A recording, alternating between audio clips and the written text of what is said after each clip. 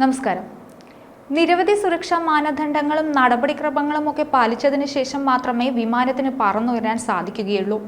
ഓരോ യാത്രയും സുരക്ഷിതമായി അവസാനിക്കണമെന്നാണ് ഓരോ യാത്രക്കാരൻ്റെയും ആഗ്രഹം. പക്ഷെ നിർഭാഗ്യവശാൽ എല്ലാ യാത്രയും സുരക്ഷിതമായി അവസാനിക്കുന്നില്ല. കസാഖിസ്ഥാനിലെ അക്തൗയിൽ വിമാനാപകടം നടന്നിരുന്നു. ഇതിൽ മരണസംഖ്യ ഉയരുകയാണ്. 38 പേരാണ് വിമാനാപകടത്തിൽ കൊല്ലപ്പെട്ടതെന്നാണ് പുറത്തുവരുന്ന വിവരം. 5 ജോലിക്കാരടക്കം 75 പേരായിരുന്നു വിമാനത്തിലുണ്ടായിരുന്നത്. പ്രതികൂല കാലാവസ്ഥയാണ് അപകട കാരണമെന്നാണ് നിഗമനം. ദുരന്തത്തിൽ 29 പേരെ രക്ഷപ്പെടുത്തിയിരുന്നു. ആശുപത്രിയിൽ കഴിയുന്നവരിൽ ചിലരുടെ നില അതീവ ഗുരുതരമാണ്.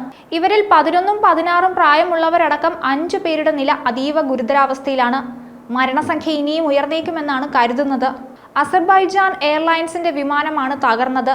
അസർബൈജാൻ തലസ്ഥാനമായ ബാക്കുവിൽ നിന്ന് റഷ്യയിലെ ഗ്രോസ്റ്റൈനിയിലേക്ക് പുറപ്പെട്ട വിമാനം കനത്ത മൂടൽമഞ്ഞിനെ തുടർന്ന് കസാഖിസ്ഥാനിലേക്ക് വഴിതിരിച്ചു വിടുകയായിരുന്നു.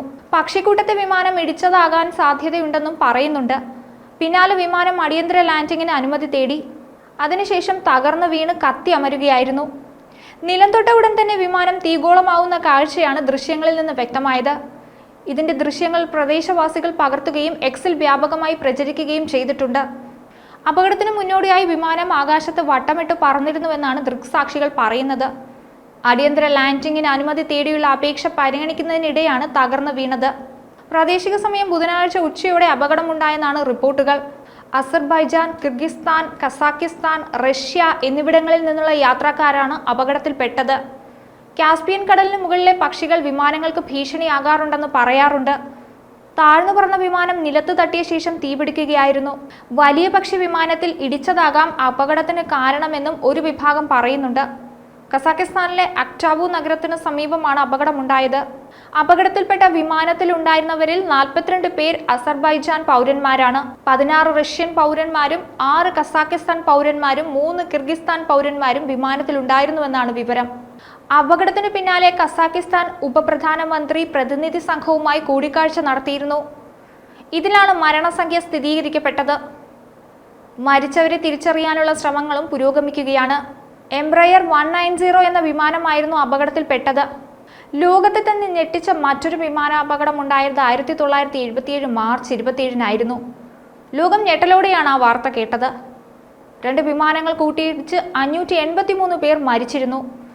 ചെറിയൊരു പിഴവിന് പോലും വലിയ വില കൊടുക്കേണ്ടി വരുമെന്ന് തെളിയിച്ച വിമാനാപകടമായിരുന്നു അത്.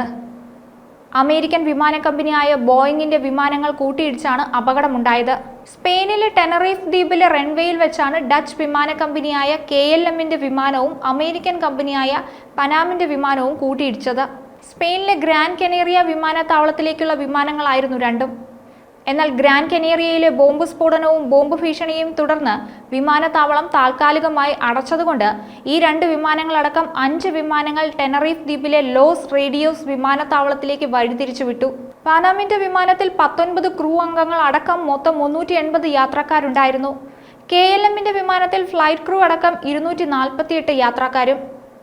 ഓരോ യാത്രയും ജോലിക്കോ വിനോദസഞ്ചാരത്തിനോ ഒക്കെ ആയിട്ടാണ് യാത്രക്കാർ നടത്തുന്നത്. ഓരോ പ്രവാസിയും വളരെ പ്രതീക്ഷയോടെയാണ് ഓരോ വിമാനയാത്രയ്ക്കും എത്തുന്നത്. എന്നാൽ എല്ലാ യാത്രയും ശുഭമായി അവസാനിക്കുന്നില്ല. മറ്റൊരു വീഡിയോയുമായി വീണ്ടും കാണാം. ന്യൂസ് ഡെസ്ക് ഈനാട് മലയാളം.